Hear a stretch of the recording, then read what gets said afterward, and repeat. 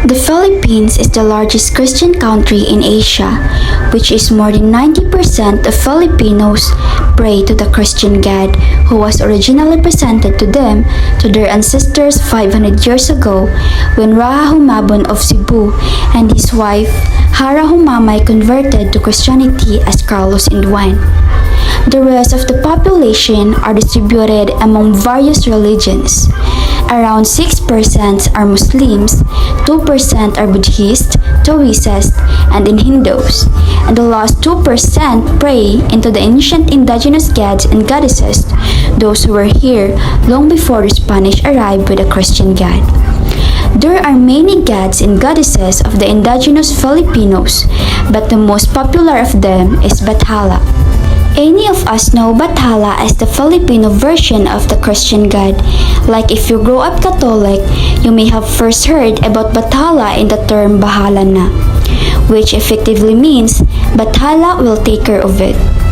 The most powerful deity in ancient Tagalog, Bathala, is revered not only in the modern-day provinces of Calabarzon, Bulacan, and Marinduque in southwest of Nueva Ecija, but also in the Old Kingdom of Tondo. Some sources say that Bathala is the gender-neutral god. Most historians believe that Bathala is a male god. He is sometimes called the Bathalang May Kapal, or Bathalang the Almighty, or Bathalang Malika, or Bathalang the Creator. He is loving God who provides everything for his people. But when he gets angry, he sends frightening thunder and lightning to let his people know. To appease Bathala, the ancient Tagalogs couldn't pray to him directly. They had to ask other gods called Anito to intercede for them. The Anito are the assistants of Bathala.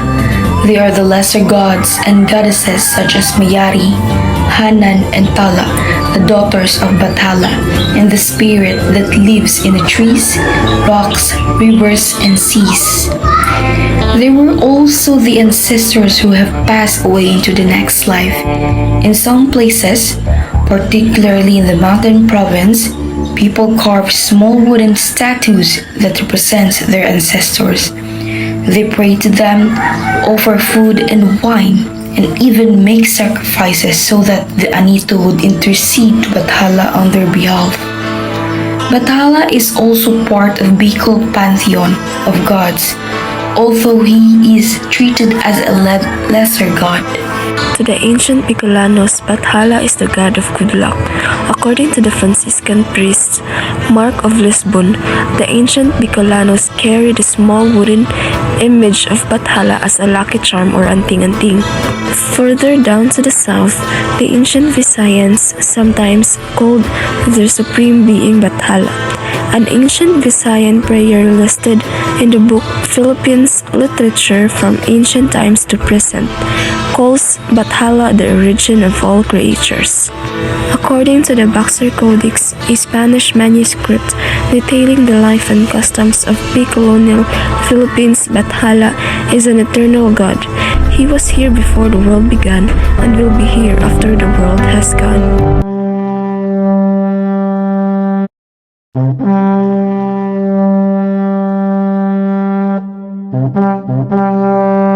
In the ancient Tagalog creation story, there was no earth in the beginning, only sea, sky, and magical kite flying around. One day, the kite, which was most likely the tigmamanukan bird, which is associated with Bathala, though tired of flying, so it decided to create some mischief and steer the waters of the sea.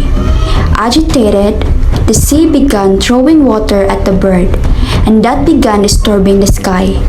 The sky in turn started throwing huge rocks at the sea, which eventually became the numerous islands of the Philippines. The sky also ordered the kite to fly on one of the islands where she could build her nest and bother nobody. That's how the world came to be according to the ancient Tagalogs. Now it so happens that Bathala wasn't the only god in the universe. There were actually two other gods, Ulilang Kaluluwa and Galang Kaluluwa. Ulilang Kaluluwa, whose name means urban spirit, was a snake god who lives in the cloud. When Ulilang Kaluluwa found out that he wasn't the only god in the universe, he set out to find the other two to kill them. He found Bathala in Kaluwalhatian and challenged him to a fight, and whoever wins become the supreme god of the universe. The two gods fought non-stop for 3 days and 3 nights. At last, at the end of the third night, Bathala defeated the snake god. Angry at his rival's audacity to challenge his claim, Bathala refused to give him a proper burial. He threw Ulilang Kaluluwa's body on the ground and burned it. Years later, another god wandered into Bathala's home. Galang Kaluluwa, whose name means wandering spirit, was a winged creature who loved to travel. He and Bathala became good friends for many years until one Galang Kaluluwa fell ill. At his deathbed, Galang Kaluluwa instructed Bathala to bury his body where he burned Ulilang Kaluluwa's body. Honoring his friend's dying wish, Bathala buried Galang Kaluluwa the spot where he burned his rival body. Out of the grave of the two gods sprang the first coconut. Bathala noticed the tree's long hard trunk was very similar to Ulilang Kaluluwa's long scaly body. But the leaves trembled Galang Kaluluwa's head.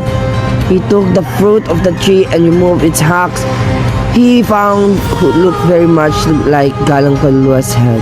At this point, Bathala knew he was ready to create a first human.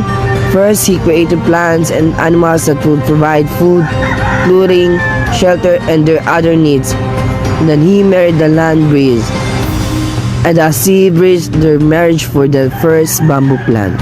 One day, the bamboo was floating into the sea when it was washed ashore on the island where the Tigmamanukan live.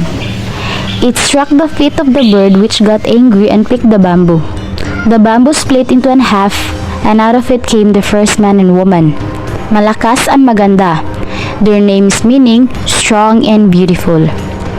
The earth shook to hear the arrival of the first humans. Birds flew in and fishes swimming as the earth called upon them to decide what to do to Malakas and Maganda. The birds of the sky and fishes of the sea decided that the two should marry, and so they did. Out of the trunk of the coconut tree, Bathala built a house for them. Malakas and Maganda ate coconut meat and drank coconut juice. They also found out that they could leave the coconut leaves to turn into mat for sleeping, hats to protect their head from the sun, and room to clean the house. Bathala built for them. Malakas and Maganda found many uses of the coconut tree, and this has been passed down through the generation to us modern-day Filipinos. It is no wonder why we called coconut tree the tree of life. One day, Malakas realized they had more children than they knew what to do with. He got fed up and took a stick to beat the children on their sides. The children fled to different directions. Some went to the hidden rooms and ended up becoming the noble father or the maharlika. Some hid themselves in the walls of the house and ended up slaves or aliping sa gigilid. Those who went outside the house became the timawa or free men, and those who fled to sea were gone for many years. When they came back as the white explorers who came to introduce the Christianity God. But even when the Spanish friars began baptizing natives into the Catholic Church, many Tagalogs still called the Christian God Bathala. Some may have done it out of resistance, but most did it because it was Bathala they were familiar with. They also took many of their indigenous beliefs and blended with Christianity. For example, the Tigmamanukan, the bird closely associated with Bathala, continued to be seen as an omen bird years after Christianity took hold. The natives believed that if the blue bird appeared at the start of a journey and flew across your path from left to right, the journey will be successful. But if it flew the other way, it's best not to continue in the journey. The word Bathala comes from the Sanskrit word Batara, which means noble lord. The ancient Tagalog for trading with merchants from India hundreds of years before the Spaniards came. The name of Bathala is just one of the many examples of Indian influence, but this is exactly the reason why a few scholars think Bathala may not be indigenous name of the Tagalog Supreme Being. The Philippine national hero, Dr. Jose Rizal himself, believed that the indigenous name was May Kapal. But honestly, what's in a name really?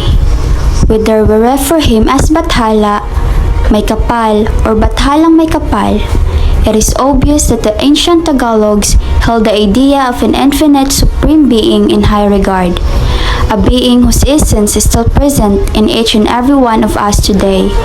And when you face with risky situations and don't know what to do, but prison anyway because bahala na.